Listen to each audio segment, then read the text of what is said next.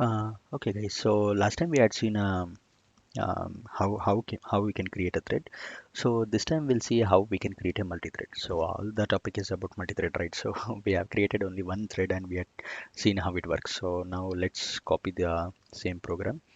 So ls copy 01 202 program.cpp. So let's go to program 2. So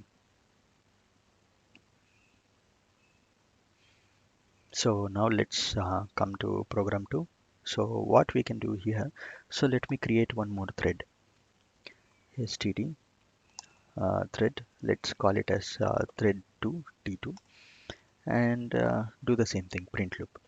So let's join that thread 2 as well, t2 join t2 dot join. Let's compile it again. So last time we have compiled program 1, so this time we have compiled program 2. Let's execute. Now let's execute a hello. Yeah, here you can see, so 0 1 2 3 4 10 11, and again it is executing continuously. So let me re-execute again. Yeah, here you can see something jumbled up. So the loop is getting printed. So then 0, then other loop, then the hello words. So that means this main is one thread and T1 is another thread, T2 is one more thread. So all these threads are running completely parallelly. So that means this is also running parallelly with the main loop, and this is also with executing it parallelly. So now here what we can understood is, so now we have a program, so three threads are running. So like now we'll do one more we'll think about one more use case or one more scenario. So like how many threads can we create in a operating system?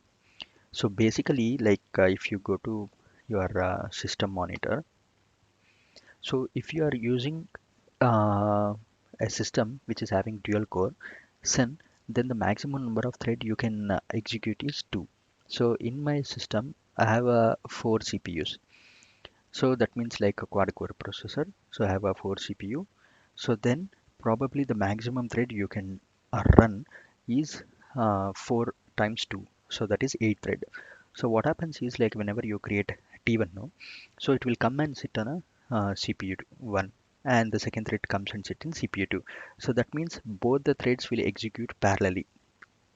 So then what about the old systems? So the old systems, if you take older systems, which is like some 2 3 years back, or maybe like around 4 year back, we were not having this core concepts. So at that times, whenever this thread is getting executed, right?